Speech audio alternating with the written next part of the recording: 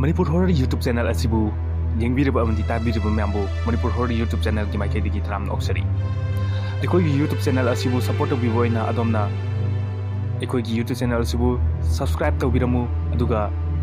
aikoina thagalapa video khodimak adomda notification phangnabagidamukta bell icon adu click tawbiramu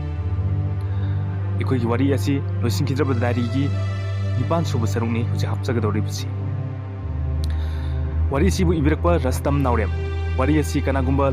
hingliba natraga laikhidraba kana amataga mari lainajade wari asi warini punumak aikoi wari asi taminarsi nipan suba saruk loisinkhidra diary Rojisu tumliba mayondudagi thongnawromda yawn sinduna adumak tumduna lairi tanja sida ngalamliba maidu putmut khre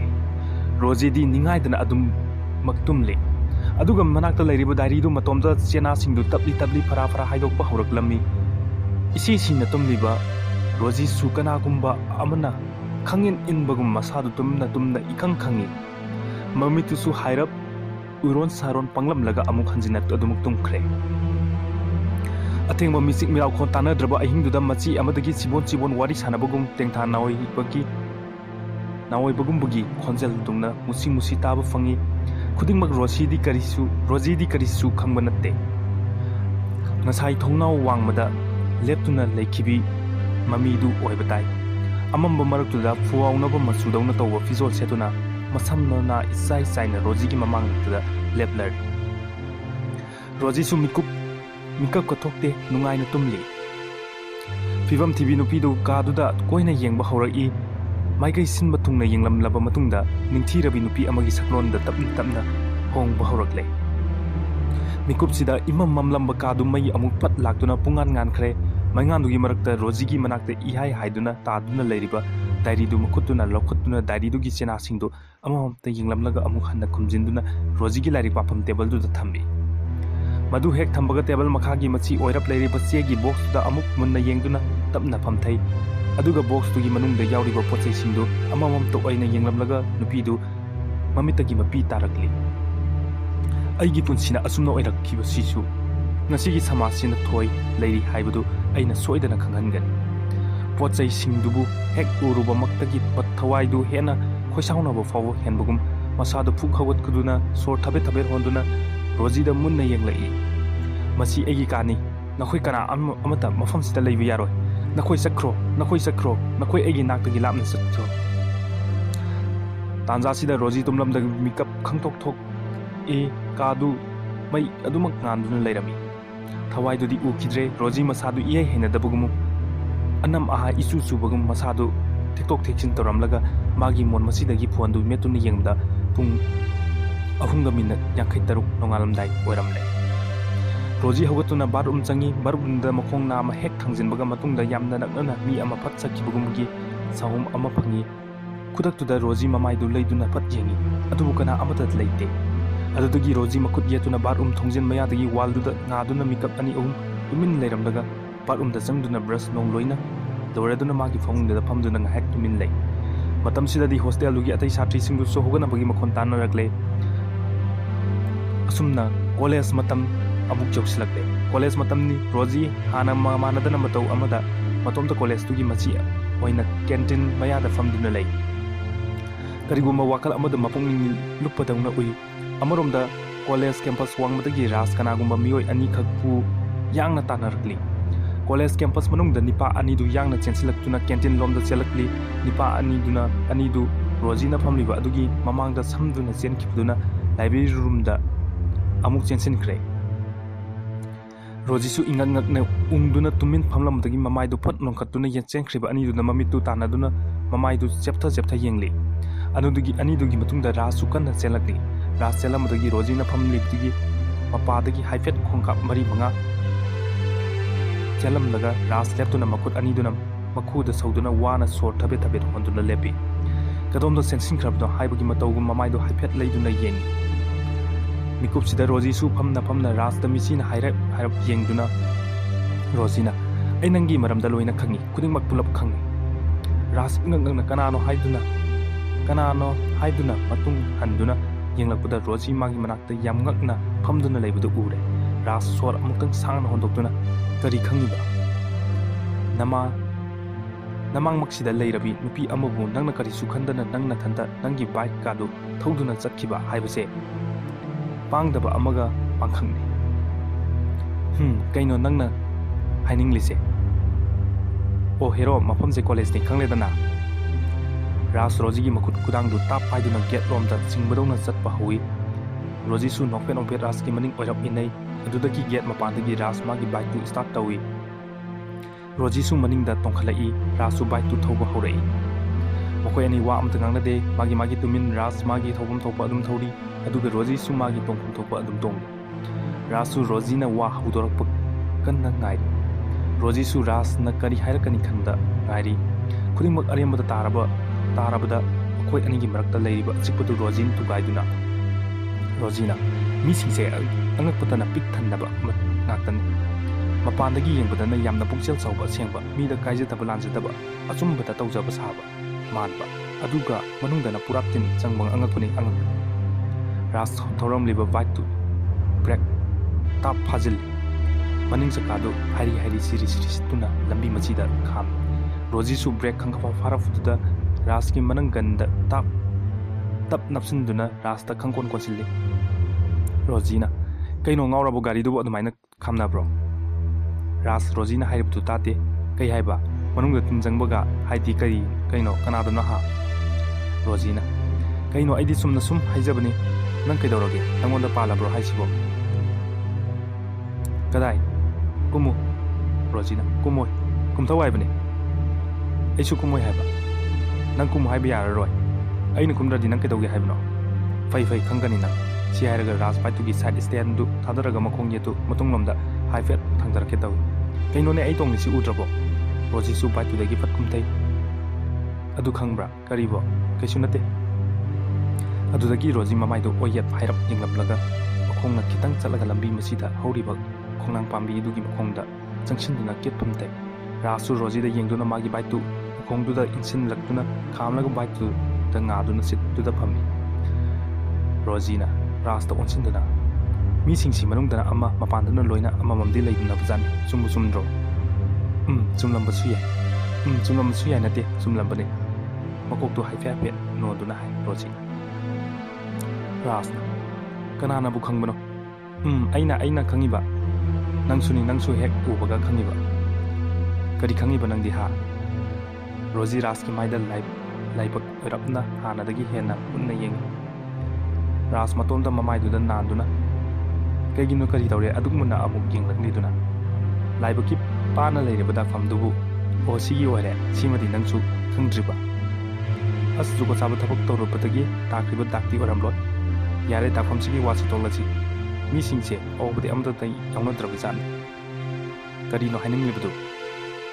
ꯅꯪꯅ ꯃꯁꯤꯒꯤ ꯕꯥꯏꯛꯁꯤ ꯊꯧꯗꯨꯅ ꯅꯨꯃꯤꯗꯥꯡꯗ ꯃꯤꯒꯤ ꯅꯨꯄꯤ ꯀꯥ ꯈꯛꯇ ꯂꯩꯕ ꯍꯣꯁꯇꯦꯜꯗ ꯆꯠꯇꯨꯅ ꯃꯥꯒ ꯎꯅꯩ꯫ ꯍꯦ, ꯅꯪꯉꯣꯟꯗꯗꯤ ꯈꯨꯗꯤꯡꯃꯛꯁꯤ ꯀꯅꯥꯅ ꯍꯥꯏ? ꯍꯥ? ꯀꯅꯥꯅ ꯑꯩꯉꯣꯟꯗ ꯍꯥꯏꯗꯣꯏꯅꯣ? ꯅꯪꯒꯤ ꯃꯥꯏꯊꯣꯡꯗꯨꯗ ꯂꯣꯏꯅ ꯏꯗꯨꯅ ꯂꯩꯔꯤꯕꯗꯨꯗꯤ꯫ ꯔꯥꯖ ꯈꯨꯝꯐꯝ ꯈꯪꯗꯦ, ꯆꯔꯥꯡꯅꯕ ꯐꯥꯎꯏ꯫ ꯔꯣꯖꯤ, ꯁꯥꯏꯀꯣꯂꯣꯖꯤ ꯍꯥꯏꯔꯤꯕ ꯁꯕꯖꯦꯛꯁꯤ ꯐꯥꯒꯤ ꯅꯠꯇꯕꯅꯤ, ꯃꯁꯤ ꯁꯥꯏꯟꯁꯅꯤꯀꯣ꯫ ꯑꯩ ꯅꯪꯁꯤ ꯀꯤꯕ ꯑꯃ ꯐꯥꯎꯔꯦ꯫ ꯃꯁꯤ ꯅꯪ ꯀꯅꯥꯗꯁꯨ ꯍꯥꯏꯗꯣꯛꯄꯤꯒꯅꯨ꯫ ꯅꯍꯥꯛ ꯈꯛꯇꯪ ꯈꯪꯖꯤꯟꯗꯨꯅ ꯑꯇꯩ ꯀꯅꯥ ꯑꯃꯠꯇꯗ ꯍꯥꯏꯗꯣꯛꯄꯤꯗꯅꯕ ꯊꯃꯣꯏꯗ ꯂꯣꯟꯅ ꯊꯝꯕꯤꯌꯨ ꯄ꯭ꯂꯤꯖ꯫ ꯔꯣꯖꯤꯁꯤ ꯃꯉꯛꯇꯨ ꯅꯣꯝꯗꯨꯅ ꯑꯗꯨꯝ ꯂꯩ꯫ ꯔꯥꯖꯅ ꯑꯃꯨꯛꯀꯁꯨ ꯍꯥꯏꯖꯔꯤ, ꯅꯪ ꯀꯅꯥꯗꯁꯨ ꯍꯥꯏꯗꯣꯛꯄꯤꯒꯅꯨ꯫ ꯂꯥꯎ ꯆꯠꯁꯤ, ꯑꯩ ꯅꯪꯕꯨ ꯍꯣꯁꯇꯦꯜ ꯐꯥꯎꯕ ꯊꯤꯟꯕꯤꯔꯒꯦ, ꯆꯠꯁꯤ꯫ ꯔꯣꯖꯤꯁꯨ ꯆꯠꯂꯁꯤ ꯍꯥꯏꯗꯨꯅ ꯃꯈꯣꯏ ꯑꯅꯤ ꯍꯟꯃꯤꯟꯅꯔꯛꯂꯦ꯫ ꯍꯣꯁꯇꯦꯜ ꯒꯦꯠ ꯌꯧꯔꯛꯂꯦ꯫ ꯔꯣꯃꯥ ꯒꯦꯠ ꯃꯆꯤꯗ ꯂꯦꯞꯇꯨꯅ ꯂꯩꯔꯝꯃꯤ꯫ ꯔꯥꯖ ꯔꯣꯃꯥꯗ ꯑꯃꯗꯤ ꯒꯦꯠꯇꯨꯗ ꯑꯣꯟꯁꯤꯟꯗꯨꯅ ꯍꯟꯅ ꯌꯦꯡꯗꯦ꯫ ꯔꯣꯖꯤꯁꯨ ꯕꯥꯏꯛꯇꯨ ꯇꯨꯡꯗꯒꯤ ꯀꯨꯝꯊꯗꯨꯅ ꯔꯥꯖꯇ ꯅꯣꯛꯃꯤ ꯌꯦꯡꯗꯨꯅ ꯑꯗꯨꯗꯤ ꯑꯩ ꯂꯩꯍꯧꯔꯒꯦ, ꯕꯥꯏ꯫ ꯔꯥꯖꯅ ꯕꯥꯏ꯫ ꯔꯥꯖ ꯃꯥꯒꯤ ꯕꯥꯏꯛꯇꯨ ꯊꯧꯗꯨꯅ ꯑꯗꯨꯝ ꯆꯠꯈ꯭ꯔꯦ꯫ ꯔꯣꯃꯥꯁꯨ ꯅꯣꯛꯃꯤ ꯔꯣꯖꯤꯗ ꯌꯦꯡꯗꯨꯅ ꯔꯣꯃꯥꯅ ꯃꯥꯅ ꯊꯣꯏꯕꯁꯨ ꯍꯦꯛ ꯊꯤꯟꯕꯤꯔꯛꯄꯅꯤ, ꯍꯧꯖꯤꯛꯅ ꯅꯍꯥꯛ ꯑꯃꯨꯛ ꯊꯤꯟꯕꯤꯔꯛꯂꯦ꯫ ꯃꯈꯣꯏ ꯑꯅꯤꯃꯛ ꯅꯣꯛꯃꯤꯟꯅꯩ꯫ ꯔꯣꯃꯥ, ꯂꯥꯏꯕꯛ ꯐꯕ ꯃꯤ ꯍꯥꯏꯗꯨꯅꯤ ꯃꯍꯥꯛꯁꯦ꯫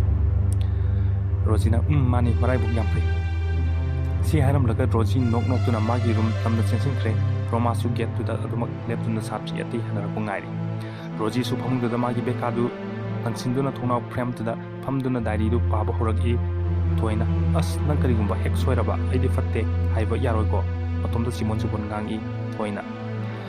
Thoi kharadi kuire ras lakpa ngaiba matomda sikpa lambi dugi ukongduda leptuna leirakliba mikupsida ikang khangaudana he nang sida kedorino natanda kana ngairino Thoi khara hina dabgi mong uttuna mamai du litokpa tawduna karisu kumdana dum leptuna le lakli basi bikin Sanjay magi si mi yamna usitabi mong ni ne ha khoina karisu tawba ngamloi haibagi type neba haiduna yamna usitabi mong da noklam Sanjay na bai Vicky kanade amjabu potudi tanja phangbuda lemna manghanba chumde wasi nangi oiradamne heng na tokiba nga chawi haidu taduna amuk toktanaba ha aduna sumladra haidu karimna momong da noi Vicky na Mahe sukutak tuda Maruti car amak kadom da gino patau jilai Thoina ai college amata taminaba nangaktani wakal fatana khanaroisi Vicky na gari haiba Sanjay na wakal fatana khanaroisi aha airaga karimna momong da Sanjay na kana noi Mahesh na kana de aramada mata manghan gano mahakumbina ai khoda kedau ngam jatoino Thoina nakhoi ngausina no mi bo du karimna ba honade ai chena sanu bigumbane nasan makni khanbiu Sanjay na bai angang sina haijari basi nangbu tadrabo Hoida nang sumasi nasan ni khandok bio kedauge ha aina noklam Vicky na sakfajai natip natau adu pong tutu yengo asida horibo wa singse wangdra asina wange na pana wanglasu kwa khangidana kwa aduna adum hamte kadau leirabne